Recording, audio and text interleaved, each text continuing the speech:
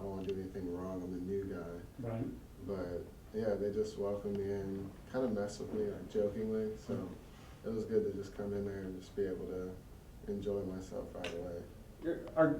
Like a guy like Jared, does he have a little different job, kind of, with, not just you, but with everyone when you're in AAA than when? I imagine low A is a little bit more kind of. You said AAA, you should have a little bit more freedom. You've got to figure out how to kind of do things to get ready for the big leagues. Low A, when you're in Bowling Green, I imagine a little bit more regimented. Okay, we're getting you used to pro ball still. Yeah, it's a lot more structure. Like I noticed in low A to high A, he was more like he had to be more on people, and now he doesn't really get on anyone. It's just like be ready to play. I mean, the big leagues is one step away, so if you're here, you should know what you're doing. That's interesting that he's made that adjustment. I mean, they always talk, that's the cliche, we've probably written that a million times. It's a game of adjustment. He's made those adjustments too, it sounds like, as a manager. Yeah, he got to the big leagues, so I mean, he knows what it's like as a player, so for him to adjust as a manager, it wasn't really hard for him, from what I could see. Yeah, I know he wanted the Durham job. I mean, I know this is a big deal. There's a movie, you probably have watched the movie on the bus. I only saw half the movie. Wow. Half. This is a reminder of, that we're old now, John. That movie is almost 30 years old, so I can kind of I understand. watched it 2 weeks ago. Yeah. Well, I think that actually is a reminder that the buses are nicer now, because all your buses Well, have not that, Wi-Fi but you on now them. have iPads. You don't have to watch. Driver, they're kind of just hitting the rumble sticks, going back on the road, rumble sticks. You can't really, get any sleep. I had never thought about the rumble strip being the issue when you're on these 12-hour bus rides, but I guess especially the Southern League, that's some big bus rides. Yeah, the Midwest League kind of helped me prepare for the Southern League and being here in the International League, but See, now it's a combo, right? Because you've got teams close enough. You're not going to fly to Charlotte. yeah, it's nice that at least we just got back from Norfolk, and that was really easy. And Charlotte's easy, so those are really the only bus rides I know of. But You got here for the best part of the schedule. You guys are basically home The whole pretty much week. the rest of the year now.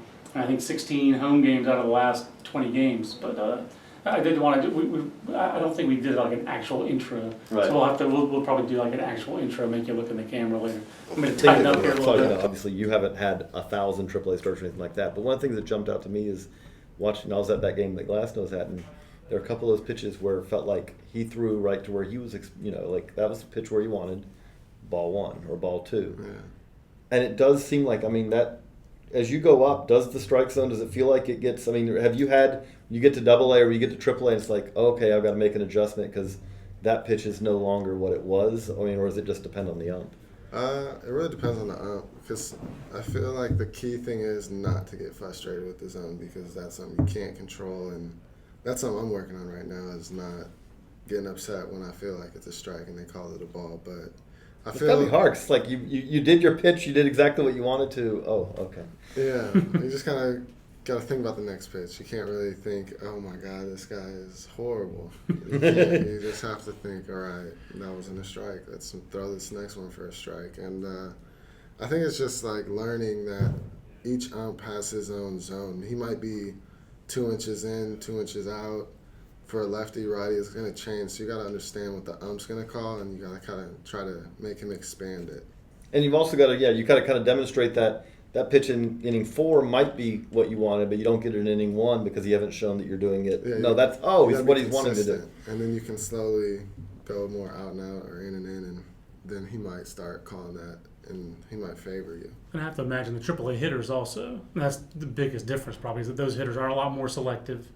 Yeah. Generally than is that the other part of the equation from that at that standpoint? But your last start, obviously 5 hitless innings, so I guess you're making the adjustments pretty well. So I guess it's a 2-part question. I guess first off, how much more selective are those AAA hitters, and second, what has been the adjustment you've made to be successful so far at AAA?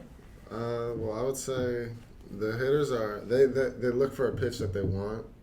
So if you can get ahead on them, I feel it's a little easier to put them away because they're so locked in on that one pitch. They're still focused in that zone generally. Yeah, because the 0-0 count, they can.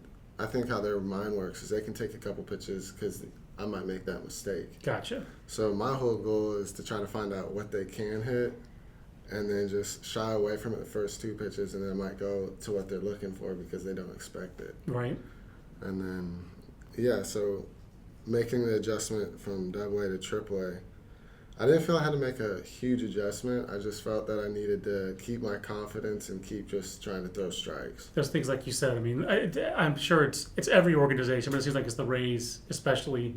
I just was reading what we read about you in 2013 in May. You and Jeff Ames and Taylor Greery off the great start with the hot rods.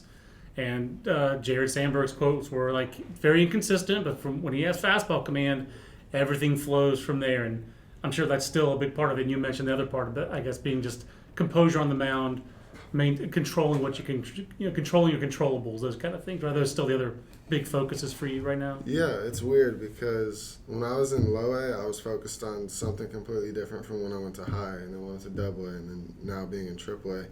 Every year there was like something I had to get a lot better at, and now I feel being in AAA, my composure has to be better. I can't show my emotions. I have to look like I just don't care, because I feel that gets in the hitter's head like, hey, this guy doesn't even care, and I feel that makes it even. It's better because they don't know how to get into your head. They don't know when they got you. They don't know. So that makes it a lot harder for them, and especially when you watch like Archer pitch and Price when he was here, and you could tell that nothing fazed him at all. So that was kind of cool to know I have to do all of this to be a complete pitcher for the Rays to think that I'm ready. There's a little bit of poker to it. I mean, because it's like it doesn't matter. It matters more what they conceive and then what you're going in through your head is if they like look at you, you can't get in your head. That's winning the battle. Yeah. And it's got to be the same way that if you see you can get into a batter's head. Okay, come back up the next time. I know. Yeah, the best is when they yell something out loud, or they throw a helmet or their bat, and you hear the bat rack, because then you know they're done. They're done for the rest of the game. They're checked out. They're not there no more. So that's kind of my goal, is make it look like I don't care. So when they go in, they're like, they don't even know what to say. They just get all mad, and then next at bat you can throw him anything. He's already mad. So usually, if I see him that mad, I'm gonna throw something that I think he's gonna see as a strike right down the middle where he can hit a home run. He's gonna miss it, and then he's gonna get even more mad. Okay, that one he was trying to hit 500 feet. Now he's trying to hit it. He's trying to hit it over the bull and then over the the building beyond the bull. Yeah. Okay, perfect. I love that though. I love those sounds of the game that we as fans or media talk about. The opposing hitter rattling around the bat rack. That's not a sound I usually think to hear, but that's a definite sound of frustration, I guess, that you want to hear. Yeah, it's it only helps you. That's like if you see the pitcher on the mound throwing a tizzy fit, throwing stuff around, having his emotions just all out so everyone can see. Hitters go, we got this guy. He's done. I just was hearing, we were at USA Baseball's complex yesterday. They were talking about a pitcher who fell apart in a game, cost a team a game.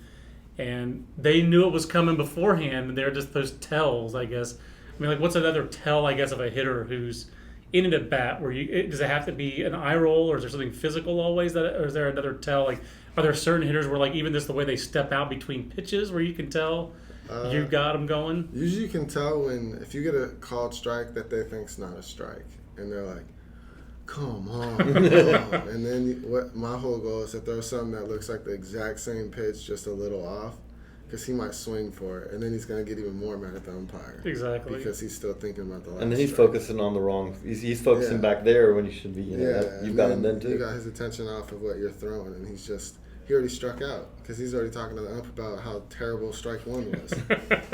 Looking back, we obviously do a little research. Your high school team was pretty special. Only 3 guys ever drafted, from your high school. Same year. I mean, it wasn't just you. But when you look at where you were as a high school pitcher, how are you the same and how are you different now, as we're talking 4+ years later? I would say I'm the same because I still have fun. I still just enjoy playing baseball. And none of it, I feel like I'm just an average guy just playing the game, just having fun. I feel like it's still high school. And changed? Well, I'm a lot better at pitching.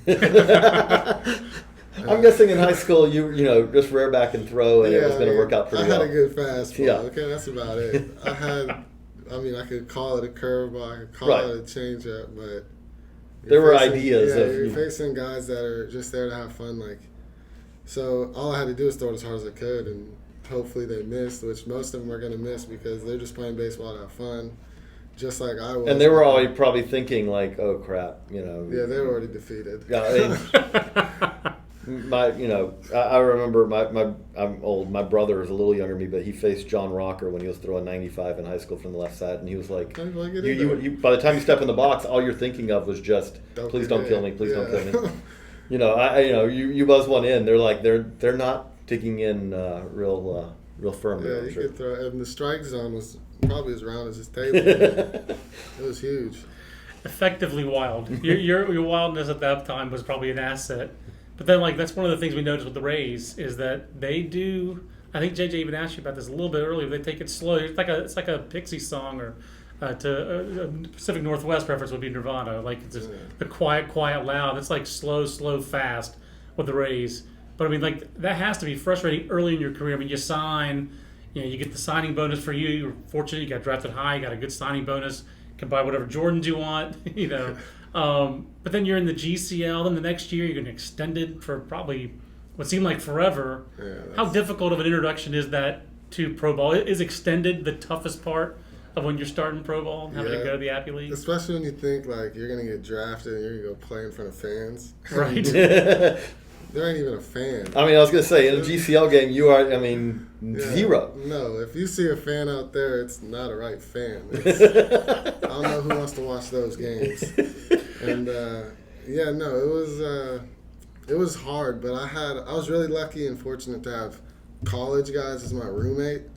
Because I remember when I got drafted, first thing I bought was like popsicles and like candy, like nothing that was good for me at all. Wait a minute. Popsicles? I was going to say like Hummer or like, No. something for your parents. Popsicles is the So, first thing you bought with your my mom bonus? bought me But, my but I mean, Xbox, this is the so- first time. That's But this was awesome. your first time out on your own, though, too, right? Yeah, I mean, like I didn't all of a know. sudden you've got to figure out how to eat. Yeah, I was in high school. I was like eating peanut butter and jellies when I was at home and making cereal.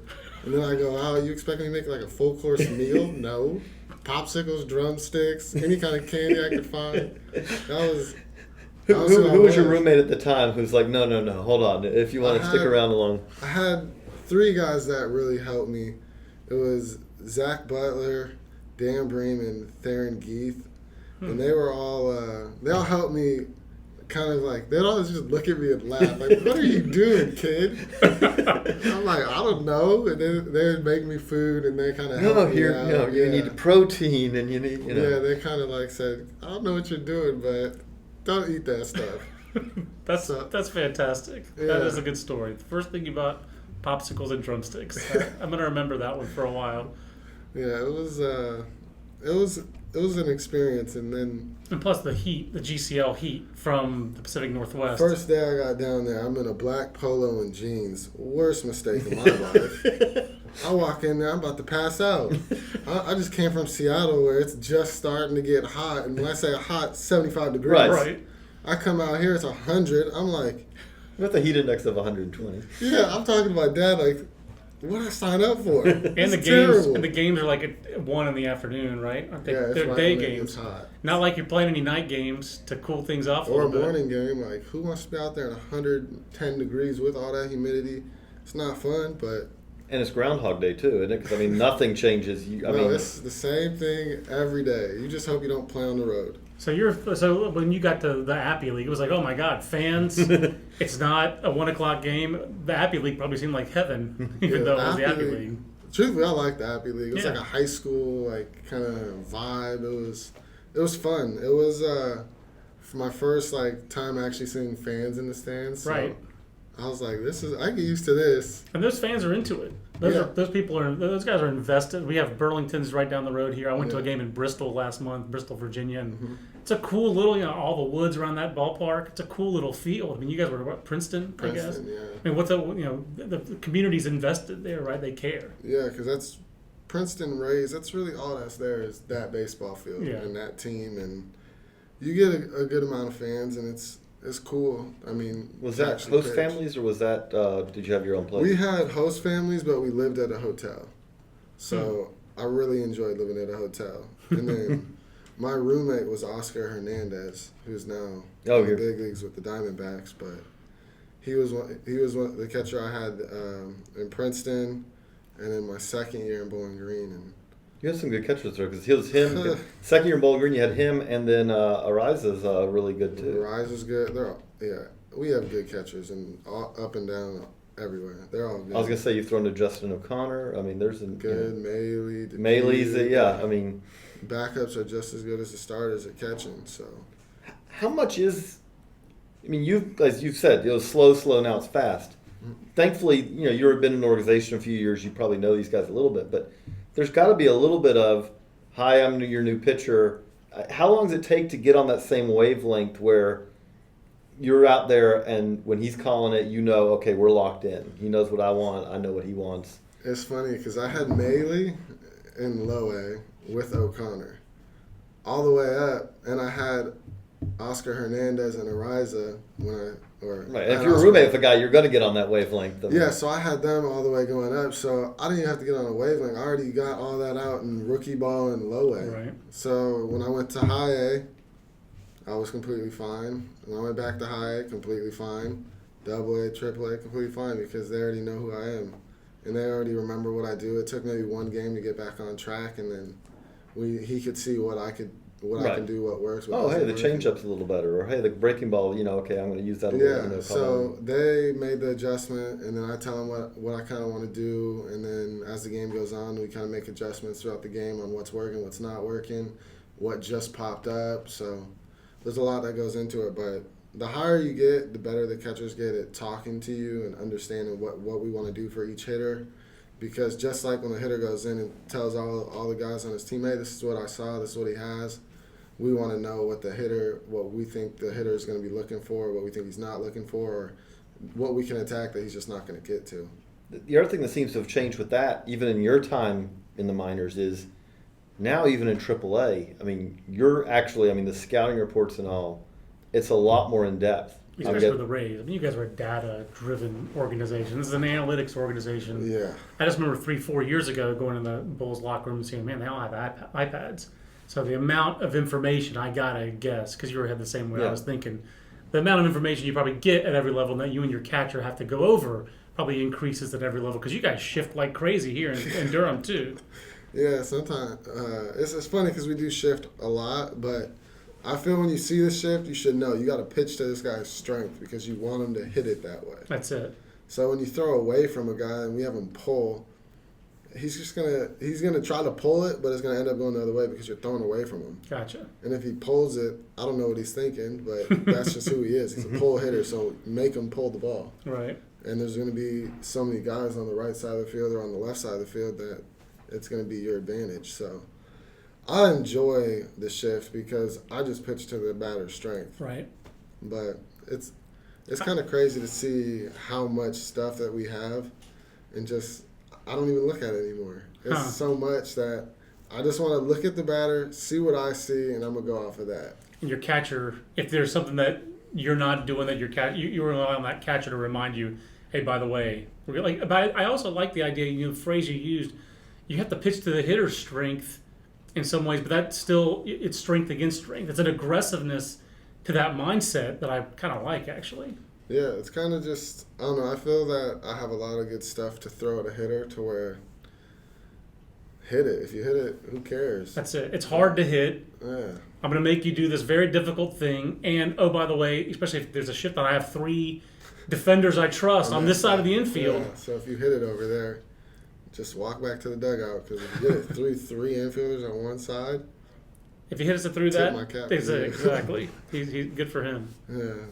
With that also, how much does the little things, you obviously are focusing, I mean, it's not just locating, it's not just pitch sequencing, but those are obviously huge. But when you go, over your time in the minors, how important, does it get more important, pickoff move, holding runners, those kind of little things too? Or is it something where that's kind of something you had, when you were in low A? I mean, does it feel like you're different when it comes to getting quick to the plate, things like that as well, or is it pretty much the same? It's no, it's not the same because in high school my pickoff move didn't exist because they thought I was the greatest pitcher in the world. I had 0 pickoff moves. If I stepped off, that was my pickoff. I'm not throwing over there. But no, when I started with the Rays, it was a lot of holding the ball, changing your looks, or Don't let them get comfortable. yeah, you don't want them to be able to time you and then they can get their jump and then steal second and have a smile on their face. No, because now they're even more confident when they come to the plate. I just got on base. I just stole on this guy. I own this guy. No, I'm going to hold the ball. I'm going to get you frustrated. I might hold the ball just until you say time. Because the batter's trying to time you. So if you are in a rhythm every time throwing, You're making him comfortable. He's timed up now. And if I hold the ball and just sit here, or I hold it and I count to 3 in my head or 4, I'll just start counting in my head. I don't care if you want to. And sometimes I'll just hold it just because I don't want to pitch. So I'll just hold it until you say time, or he shows me he's trying to run, and I'll just pick off. Or it's I feel it's a bunch of changing your looks, holding the ball, and having just a move to show from lifting your foot and throwing and stepping off and throwing. So they have to look at both. Right, so they don't have something that they can just focus on. Okay, I'm going to look at his back. I'm going to look at his front foot. And if I'm a 1-3, 1-4 to the plate, and I'm changing my holds, and you're going to try to steal on me, good luck. Again, the whole part, so much of that And is again, control. you have guys like O'Connor and all also who. O'Connor has an absolute cannon. I was like, good luck, period, going on him. But I mean, there is that aspect of control. I mean, you've got the ball. Yeah. So if you don't want to pitch, I don't have to. you don't have to pitch. You just hold it. But Until you reach AAA, when then the clock now counts down. Yeah, but it's cool. I mean, the clock will, but if you're in the stretch and you hold it, the clock goes off, and you just doesn't matter. I could hold the ball. I could step off and laugh at the guy and then throw it over. It's as long as he doesn't have something to time you up on and go, you'll be fine. Except for the extreme base runners, those guys are just they're good. yeah, the They're Terrence gonna go- Gores. yeah. Who's the best base runner you've? Malik Smith. Malik Oh, yeah, Smith. he's- Hands down. He steals. He could be on the bag and he'll steal like that. He don't even need a lead. Those guys, I mean, there is. You have to enjoy greatness in some ways, even if it is against you in Right. some ways. Because I mean, there are guys who, if you're ever facing Billy Hamilton in the big leagues and he gets on, there's only so much I can do. Yeah, I'm gonna pick off like 20 times and that might throw the plate. As long as if I pick him off, I'm the happiest man in the world. See, that's what I like about this is Best Tools time of year. We're releasing our best tools. I was going to ask you about a couple of those just for other players, but in your own organization too. And you mentioned O'Connor. I mean, is Justin O'Connor the best throwing catcher or any position guy that you've seen? Is that the best arm you've seen?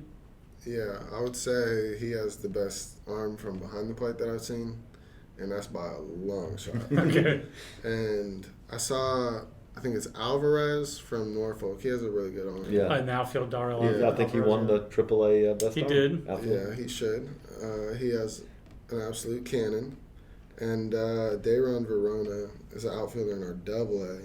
He has a really good arm, too. All right. How about and he has Malik Smith for base running? Yeah. Now Jacob Ferry, one of your draft mates, was a teammate in AA, I guess, and High A to start the year. And Princeton, and when I went back to Bowling Green. All the way through, because you guys same draft class, NGC, 2011 yeah. draft class. Yeah. So now he got votes. I think you won best changeup in the Florida State League to start the year, but he got a couple votes as well.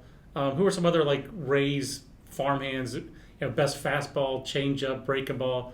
I know you're in the mix for all those. Paul Kirsch is always telling me your signing scout. Whenever I text him about you, he's like, best fastball in the organization. So Yeah. he's got you in that mix. Who are some of the other guys?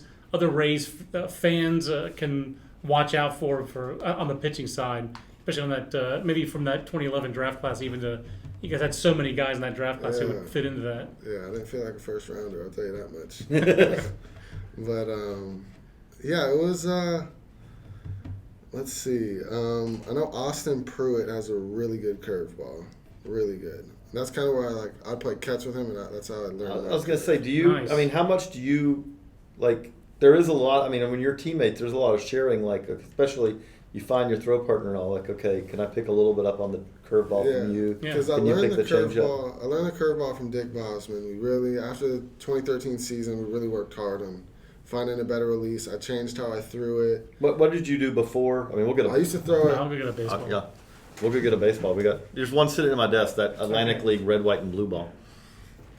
Yeah, but I used to throw it on this finger, and it was just a real like loopy curveball that was like 68 miles per hour that didn't look like a fastball coming out of my hand. We don't usually have props for our podcasts, but that's okay. But so your old one was. My old one was like, let's see, I I think it almost was hard like to remember, yeah. something like this, and I threw it off of this finger. And so you just slow Yeah, curve and this that. finger, I never like thought about. Well, I should know my fingers, which I should. I'm a pitcher, and this finger isn't as strong as this finger, so I'm not going to get as much spin on the ball as I need. So when I threw it like this, it was loopy and it didn't look like a fastball coming out. And you Right, kind and of that's the went thing. When you're in high school, kids think Yeah, they don't that they even- want, oh, the more break I have, the better. But Yeah. it's actually just telling the batter. Run Yeah, away. but those batters ain't going to tell you Yeah. nothing because